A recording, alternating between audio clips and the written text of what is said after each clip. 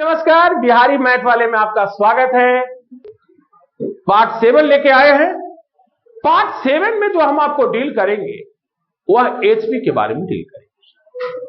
तो यहां पर एचपी की पहले पहचान हम लोग सीखेंगे, हार्मोनिक प्रोग्रेशन, और इसका हम दिखाएंगे कि फिजिक्स में क्या फायदा है, यह भी चर्चा हम करेंगे। तो आइए पहले हम एचपी को देखते हैं। 1/2, 1/5, यहां 8, 11, 14, यहां 17, यहां 20, यहां 30। अब यहां पर देखेंगे कि उलट देंगे, रेसिप्रोकल कर देंगे,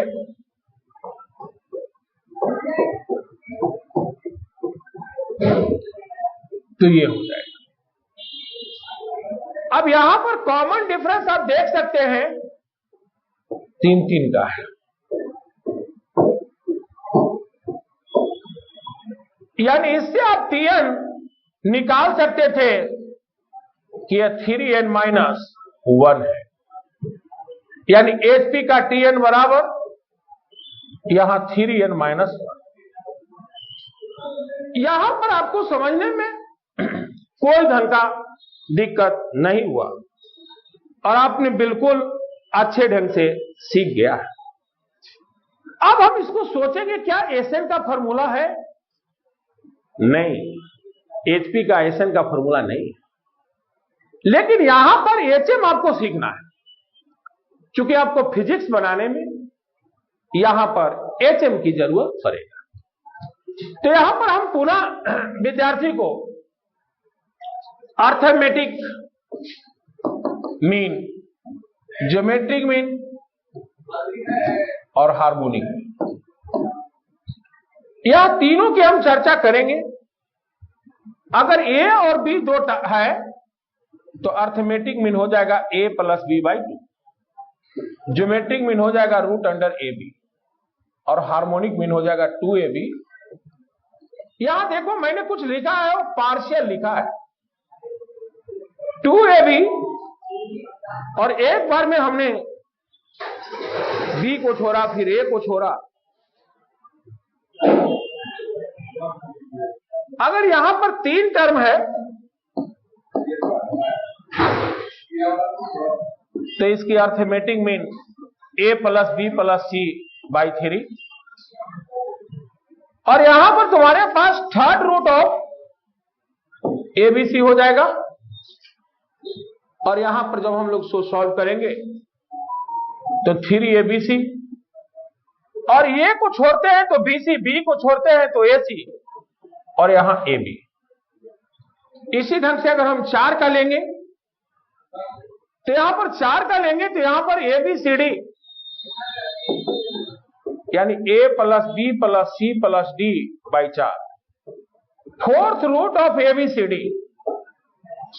और यहां हम लोग हल करेंगे तो 4ABCD, यहां ध्यान देंगे A छूट गया पहले, तो यहां पर हो जाएगा BCD और ABD,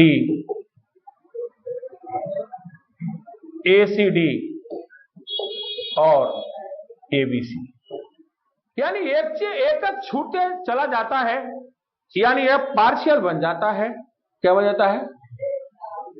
यानी जब हम फिजिक्स बनाएंगे और वहां एवरेज वेलोसिटी की चर्चा होगी तो यहां पर हम इस फार्मूला का यूज कर सकते हैं और बहुत ही आसानी ढंग से आपको बनेगा।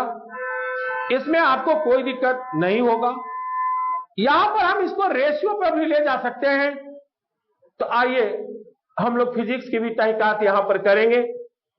जैसे महान फिजिक्स के ऑथर हैं डॉक्टर S.C. वर्मा साहब, उन्होंने कुछ ऐसा लिखा है, ABC और डिस्टेंस का हाफ यहां पर V1 के स्पीड से और डिस्टेंस का हाफ V2 के स्पीड पे। तो यहां पर एवरेज वेलोसिटी की बात उन्होंने कहा है, यानी 2V1 V2 हमारा विद्यार्थी लिख देगा और V2 + V1। इसे आप रेशियो से भी बना सकते हैं। कैसे बना सकते हैं? अगर हाफ ऑफ हुआ इसका मतलब रेशियो 1:1 होगा। 1:1 को जोड़ दिया तो यहां पर 2 हो गया और 2v1 v2 v2 plus v1। आप इसी क्वेश्चन को आप चेंज कर सकते हैं फिजिक्स में। अब यहां पर चेंज कर दिए और यहां पर यह कहा दिया कि 3/4 डिस्टेंस v1 के स्पीड से और 1/4 डिस्टेंस v2 के स्पीड से, तो यार रेशियो 3:1 का हो गया। 3:। अब यहां पर 3 और 1 जोड़ेंगे तो ये 4 होगा और v1 v2 होगा और 3v2 और v1 होगा। इसी ढंग से यह रेशियो अगर ये चेंज हो जाए, यानी a है और ये b है, सॉरी ये c है और यहां पर b है। अगर ये 2/5 डिस्टेंस और यहां पर 3/5 डिस्टेंस, ये v1 के स्पीड से v2 के स्पीड से, तो हमारा विद्यार्थी बिल्कुल बना देंगे 5v1 v2 और यहां पर 2v2 और 3v1। यह कैलकुलेशन करने में कोई ढंग का दिक्कत नहीं होगा। अगर विद्यार्थी थोड़ा सा अगर मेहनत कर दिए तो वह 3 में भी कर सकते हैं। यानी हम आपको एचपी नहीं, एचपी का रियल एप्लीकेशन बताने का मैं प्रयास करता हूं कि एचपी का रियल एप्लीकेशन क्या है, यह प्रश्न को हम दिल मने करने का। अब यहां पर यह क्वेश्चन को देखिए, अगर यही क्वेश्चन ए रहता, यहां पर बी रहता और यहां सी रहता, यहां पर डी रहता। डिस्टेंस का तीसरा हिस्सा v1 के स्पीड से, डिस्टेंस का तीसरा हिस्सा v2 के स्पीड से और डिस्टेंस का तीसरा हिस्सा v3 के स्पीड से, यानी 1:1 हो जाता। अब इसको तुम सॉल्व करते तो बिल्कुल आसान से बन सकता था। क्या हो सकता था? बोलो, बन सकता था कि नहीं बन सकता था? तो यहां पर क्या हो जाता? 3v1 v2 v3, v1 हटेगा तो v2 और v3, यहां v1 v3 और यहां v1 v2। यह बात आपका क्लियर हो गया है। अब इसी ढंग से आप एप्लीकेशन को ये कर सकते हो, इसमें कोई तरह का दिक्कत नहीं है। फिर से हम आपको बात मिलाना चाहूंगा, एक महान गणितज्ञ जिनका जन्म लेते ही मम्मी पापा दोनों गुजर गए, उस शख्स का नाम था कार्ल पियर्सन। क्या नाम था? और कार्ल पियर्सन ने अर्थमेटिक मीन, ज्योमेट्रिक मीन और हार्मोनिक मीन के बीच में रिलेशन दिया। कौन दिया? Karl Pearson. नाम याद रखने के लिए आपको कोई दिक्कत नहीं है, बहुत प्रचलित साबुन का नाम है पियर और उसमें सन लगा दीजिए, कार्ल अपने से याद आ जाएगा। यानी कार्ल पियर्सन साहब ने अर्थमेटिक मीन, ज्योमेट्रिक मीन और हार्मोनिक मीन के बारे में बताए। वह उन्होंने साफ शब्दों में कहा कि अगर डेटा सब इक्वल हो, डेटा सब क्या हो, तो उस सेंस में अर्थमेटिक मीन, ज्योमेट्रिक मीन और हार्मोनिक मीन बराबर होगा।